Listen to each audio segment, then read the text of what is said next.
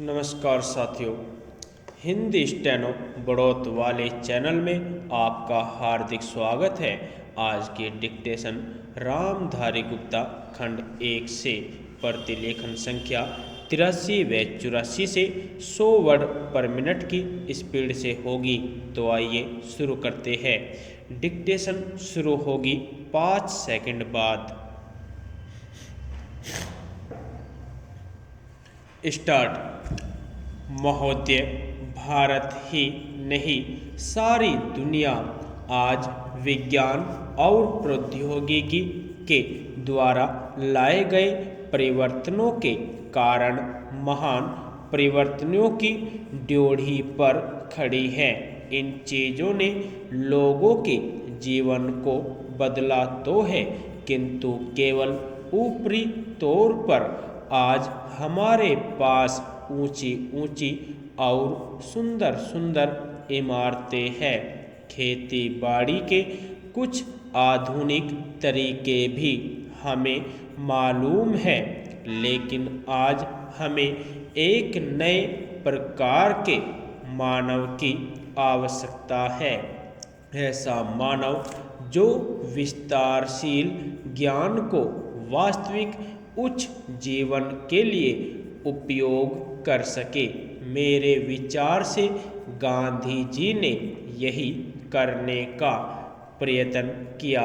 एक मानव निर्माण करने का मैं नहीं कह सकती कि मनुष्य का स्वभाव जैसा है उसे देखते हुए आज की दुनिया में ऐसा करना संभव होगा या नहीं, किंतु इस दिशा में प्रयत्न करना उपयुक्त होगा और केवल बुद्धिजीवी ही इस तरह का प्रयत्न और दूसरों का मार्गदर्शन कर सकते हैं। आज दुनिया बहुत छोटी हो गई है और हम अलग अलग खानों में बंटकर नहीं रह सकते।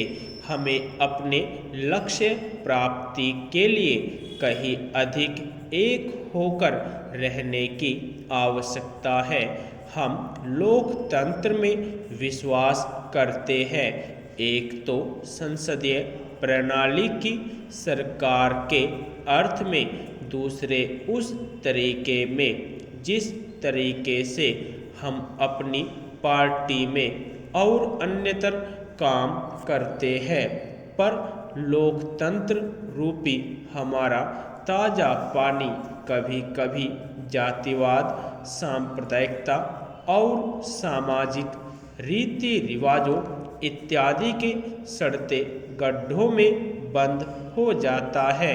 आपके पास लोकतंत्र है, आपके पास वोट देने का अधिकार है, या आप अपने विचारों को खुलकर प्रकट कर सकते हैं। इन सब के तब तक कुछ अर्थ नहीं होते जब तक आप इस प्रक्रिया से सामाजिक जीवन में परिवर्तन की नई धाराएं उत्पन्न नहीं कर देते, जो हमारे लोगों के हर वर्ग और स्तर में समा जाए। प्रस्ताव पास कर देना बहुत सरल है, पर उसका कार्यान्वयन करना सरल नहीं। हम जानते हैं कि स्थिति या पद में कुछ लोगों का निहित स्वार्थ हो जाता है और कुछ एक का किन्हीं दूसरी चीज़ों में, लेकिन सबसे बड़ा निहित स्वार्थ है भय।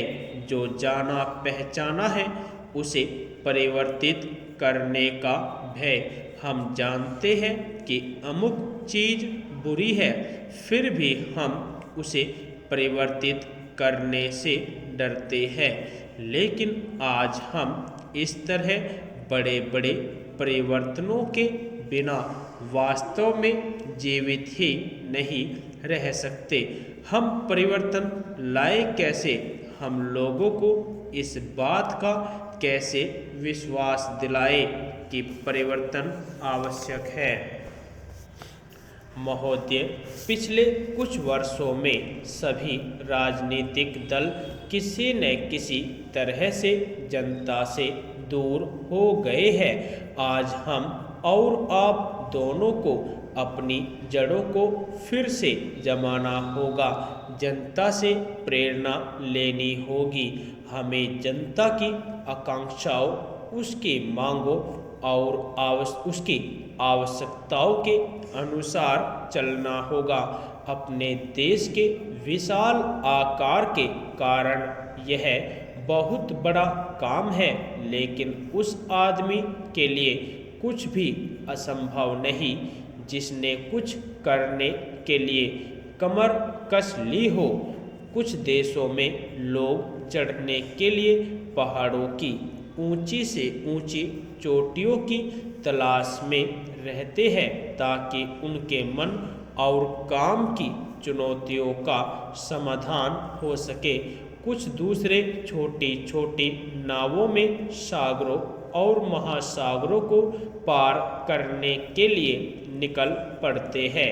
ये सब असाधारण उद्यम है, किंतु हमारी चुनौतियां तो हमारे दरवाजे पर ही दस्तक दे रही है। हमें ऊंचे ऊंचे पर्वतों पर या गहरे सागरों तक जाने की आवश्यकता नहीं। हमारे हर गांव में गरीबी है और घर घर में जात पात है। ये वे पर्वत हैं जिन पर हमें चढ़ना है और ये वे महासागर हैं जिन्हें हमें पार करना है। मुझे मालूम है कि हम में वह शक्ति है। मैं जानती हूँ कि हम में क्षमता है, केवल प्रश्न है करने का। और मैं आशा करती हूँ कि यह सम्मेलन उस दिशा में ले जाने वाला एक छोटा सा कदम होगा। आदमी के चंद्रमा पर पहुँचने के बाद किसी ने कहा था कि वह कदम रखने वाले के लिए छोटा सा कदम है, किंतु मानव जाति के लिए बहुत बड़ा कदम था। अतः मेरे विचार से आप कह सकते हैं कि आपके लिए यह छोटा कदम होगा, लेकिन यदि आप सफल हुए तो भारत के लिए यह महान कदम होगा। मैं आशा करती हूँ कि आप इसे ध्यान में रखेंगे और दूसरों में उत्साह पैदा कर सकेंगे, क्योंकि किसी भी तरह की उपलब्धि के रास्ते में सबसे बड़ी बाधाओं में से एक है हमारे बुद्धिजीवियों और हमारे पत्रकारों इत्यादि में व्याप्त अविश्वास या संदेह वृत्ति। इस बाधा को हटाना होगा। हमें अपने उत्साह को पुनः स्थापित करना होगा और उससे उत्पन्न होगा वह साहस, धैर्य और संकल्प शक्ति जो उन बहुत सी चीज़ों को प्राप्त करने के लिए आवश्यक है, जो हमें प्राप्त करनी ही चाहिए। जब कभी राजनीतिक जीवन और बौद्धिक जीवन में निकट का संबंध रहा है तो दोनों को लाभ पहुंचा है।